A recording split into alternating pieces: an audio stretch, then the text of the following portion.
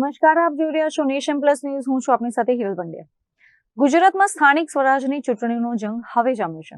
ઉમેદવારી ફોર્મ ભરવાની પ્રક્રિયા પૂર્ણ થયા બાદ આજે ભાજપ દ્વારા રાજ્યવ્યાપી જનસેવા સંકલ્પ કાર્યક્રમ યોજવામાં આવ્યો હતો, જે અંતર્ગત વડોદરામાં નાયબ મુખ્યમંત્રી હર્ષ સંઘવીએ મોરચો સંભાળ્યો હતો. રાજ્યમાં 15 મહાનગરપાલિકા, 34 જિલ્લા પંચાયત અને 260 તાલુકા પંચાયતમાં ચૂંટણીનું રણશીંગું ફૂંકાઈ ગયું છે. ગત 11મી એપ્રિલે ફોર્મ ભરવાની પ્રક્રિયા પૂર્ણ થયા બાદ આજે 12 એપ્રિલે ભાજપે આક્રમક પ્રચારની શરૂઆત કરી છે. વડોદરા ખાતે નાયબ મુખ્યમંત્રી હર્ષ સંઘવીની હાજરીમાં ભવ્ય કાર્યક્રમ યોજાયો હતો.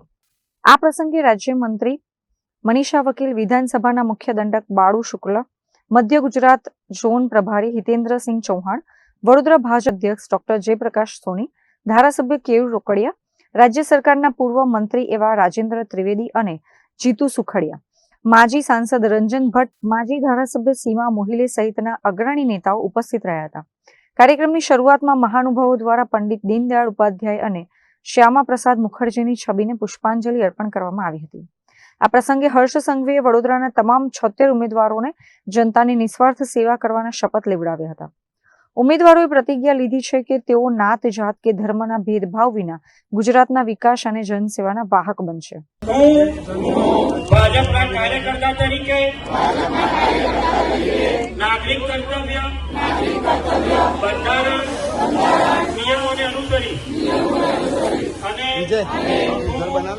પંડિત દીનદયાળજીના એકાત્મ માનવ દર્શન અને ભાજપની પંચનિષ્ઠામાં વિશ્વાસ ધરાવું છું.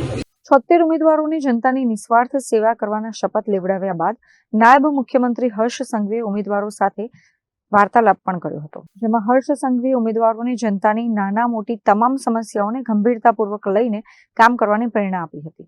નવા ઘર બનાવ્યા પછી નાની મોટી તકલીફ ઘરની અંદર દરરોજ પડે કે નથી પડતી, એમ સમાજ જીવનમાં, શહેરમાં તમે એકવાર કોઈનું કામ કર્યું તો જરૂર નથી કે બીજી વાર એને તકલીફ નહીં પડશે, પણ આપણે દરેક તકલીફોમાં સાથે ઊભું રહેવાની તૈયારીઓ જોડે બધા જ લોકો આજે શિવજીને દર્શન કર્યા કરી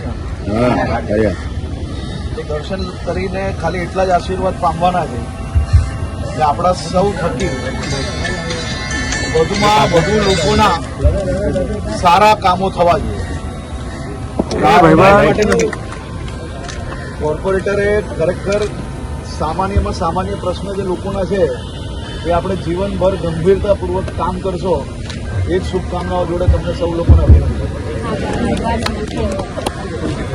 અભિનંદન. અત્રે ઉલ્લેખનીય છે કે સત્તા નહીં પણ સેવાનો સંદેશ જનતા સુધી પહોંચાડવાના આ કાર્યક્રમની સાથે જ ભાજપે ચૂંટણી પ્રચારના શ્રી ગણેશ કરી દીધા છે. શહેર અધ્યક્ષ સહિતના તમામ નેતાઓએ આ વખતે પણ ભવ્ય વિજયનો આશાવાદ વ્યક્ત કરી રહ્યા છે. ભાજપની આ રણનીતિ સામે વિપક્ષ કોંગ્રેસ અને આપ કેવી રીતે ટક્કર આપે છે એ હવે જોવાનું રહેશે. કેમેરામેન નવનીત પરમાર સાથે Chirag Patel, nation plus news, Vadodara. સમાચારોના સતત અપડેટ મેળવવા માટે અમારી નેશન પ્લસ ન્યૂઝની યુટ્યુબ ચેનલને સબસ્ક્રાઇબ કરો, બેલ આઇકન દબાવો અને જોડાયેલા રહો ફેસબુક, ઇન્સ્ટાગ્રામ અને ટ્વિટર પર.